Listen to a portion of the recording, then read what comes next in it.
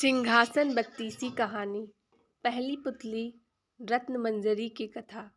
आखिर वह दिन आया जिस दिन का राजा भोज को बेसब्री से इंतजार था। प्रातःकाल वे अपने नित्य कर्मों से निवृत्त होकर राजा दरबार में आए। ब्राह्मणों ने स्वास्थ्य वाचन शुरू कर दिया। राजा भोज ने जैसे ही सिंहासन की पहली सीढ़ी पर कदम रखा, सिंहासन में जड़ी सभी पुतलियां खिलखिलाकर हंस पड़ी। इस चमत्कार को देखकर सारे राज दरबारी आश्चर्यचकित रह गए। राजा भोज भी सहम गए। एकाएक उन्होंने अपने कदम पीछे खींच लिए और पूछा, पुतलियों, तुम हंसी क्यों? मुझ में ऐसी क्या कमी है? तभी सिंहासन से रत्न मंजरी नाम की पहली पुतली राजा भोज के सामने प्रकट होकर बोली, राजा भोज, जिस सिंहासन पर बैठने के लिए तुम इतने लालायित हो, वह किस महापुरुष का है, शायद तुम नहीं जानते, इसलिए हम हंसी थी। तुम अभी इस सिंहासन पर बैठने योग्य नहीं हो। यह बात सच है कि तुम तेजस्वी, बुद्धिमान, शक्तिशाली और धनवान हो, लेकिन यह सिंहासन जिसका है वह तुमसे कहीं ज़्यादा तेजस्वी, बुद्धिमान और ऐश्वर्यशाली था। उनका नाम था राजा विक्रमादित्य। मैं तुमको उनके बारे में एक कथा सुनाती हूँ। उसे सुनने के बाद ही तुम्हें पता चलेगा कि वे कैसे राजा थे। यह कहकर पुतली ने कथा सुनानी आरंभ कर दी। प्राचीन काल में अम्बावती नामक राज्य में गंधर्वसेन नाम का एक धर्मात्मा एवं प्रतापी राजा राज्य करता था। राजा गंधर्वसेन की 4 वर्णों की रानियां थीं, एक ब्राह्मणी, दूसरी क्षत्रिय, तीसरी वैश्याणी और चौथी शूद्राणी। चारों रानियों से 6 पुत्रों ने जन्म लिया।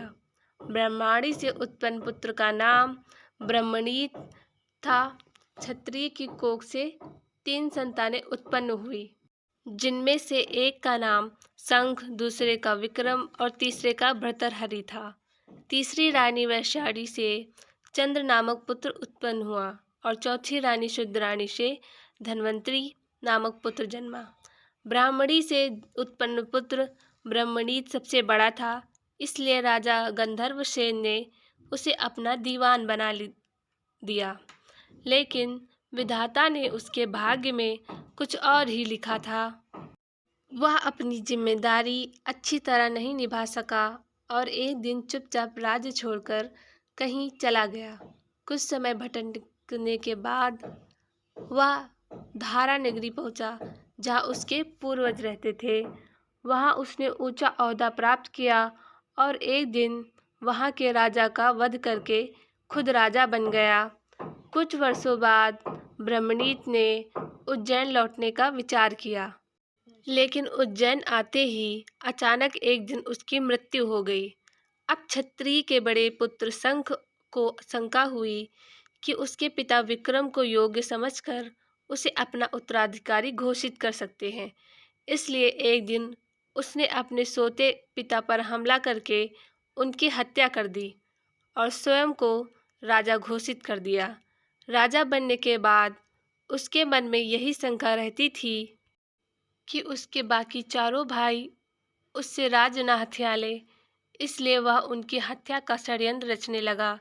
लेकिन उसकी यह साजिश सफल हो पाती इससे पहले ही उसके चारों भाइयों को उसके षड्यंत्र का पता चल गया और एक दिन मौका पाकर चारों भाई चुपचाप महल से निकलकर किसी अज्ञात जगह पहुंच गए। कौन कहाँ चला गया, इसकी किसी को भी खबर नहीं थी। इससे शंख की चिंता और बढ़ गई। उसने अपने भाइयों की खोज करने के लिए अपने गुप्तचर सैनिकों को चारों दिशाओं में भेज दिया। गुप्तचरों की काफ़ी खोजबीन के बाद भी उनका पता नहीं चला। तब शंख ने ज्योतिषियों का सहारा लिया। उसने ज्योतिषियों को बुलवाया।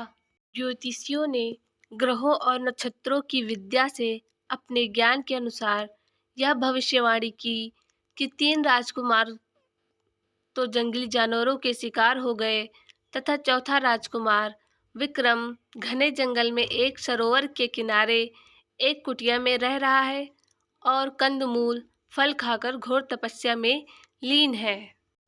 ज्योतिषियों की भविष्यवाणी सुनकर शंख की परेशानी और बढ़ गई, क्योंकि अन्य तीनों भाइयों की अपेक्षा उसे विक्रम से ज़्यादा खतरा था।